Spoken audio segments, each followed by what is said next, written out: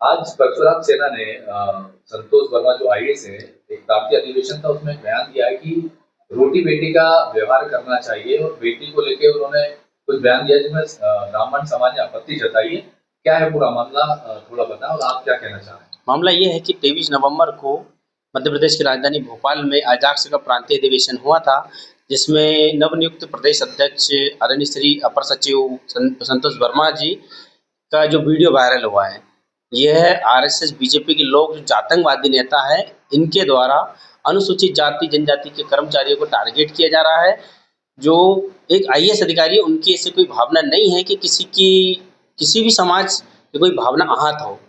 तो हमारी तो मांग है, शासन प्रशासन में बैठे जो आतंकवादी नेता जो जातियों के नाम पर राजनीति करते हैं, अभी मोहन भागवत को देख लो, ये इनका खुद का बयान है जो जातीय पंडितों ने बनाई है।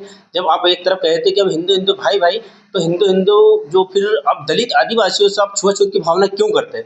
ये मेरी मांग है शासन प्रशासन से।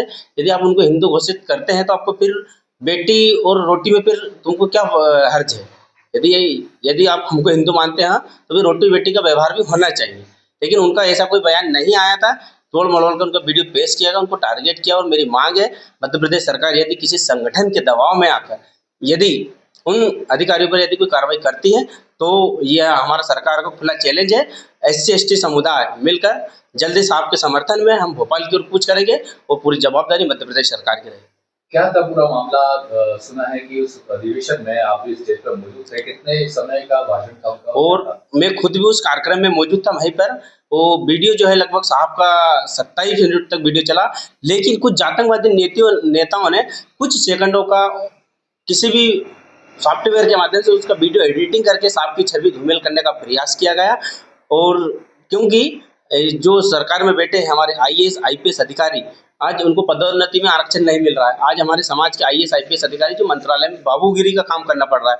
तो आज भी एक तरफ सरकार आज़ादी का अमृत महोत्सव मना रही है, तो हमारे लोग आज भी कहाँ आज़ाद हैं? मध्य प्रदेश के मुख्यमंत्री डॉक्टर मोहन यादव जी से मैं निवेदन करूंगा कि किसी भी संगठन के दबाव में आकर यदि इस प्रकार की यदि कोई कार्रवाई साहब के ऊपर होती है तो जल्द ही SC ST युवा संघ प्रदेश अध्यक्ष संगठन की ओर से मैं आह्वान करूंगा और जल्द ही हम भोपाल की ओर कूच करेंगे। विगत दिनों पूर्व धीरेन्द्र शास्त्री ने कहा था कि सब हिंदू हिंदू भाई भाई, तो भाई फिर वो कहाँ है आपका सिस्टम? ये सिस्टम में बैठे लोग भी आज SC ST के लोगों के साथ छुआछूत की भावना रख रहे हैं। तो जब ये हिंदू हिंदू भाई भाई है तो फिर रोटी और उनके साथ बेटी व्यवहार भी होना चाहिए। इस सरकार में बैठे लोगों को इनको समझना पड़ेगा। तो हमारी मांग है शासन से, यदि इन RSS और यदि बीजेपी के नेताओं के कहने पर यदि इस प्रकार की हमारे अधिकारियों पर कोई कार्रवाई होती है तो निष्पक्ष ही हम जल्द ही भोपाल की ओर कूच करेंगे। ये जो RSS और बीजेपी के जो लोग हैं, वे नहीं चाहते कि SC ST समुदाय शिक्षा में आगे आए। मेन इनकी मानसिकता है।